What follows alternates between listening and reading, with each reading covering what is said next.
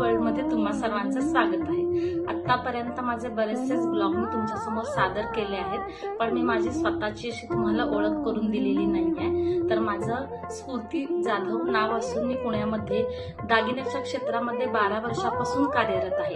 दागिन्याच्या क्षेत्रामध्ये आता जवळजवळ 90% स्त्रिया कार्यरत असून त्या उत्तम पद्धतीने स्वतःचं अर्थार्जन करत आहेत। आता हे क्षेत्र फक्त पैसे कमवण्याचे राहिलेले नाहीये, एक चांगले करिअर म्हणून ही स्त्रिया ह्याची निवड करत आहेत।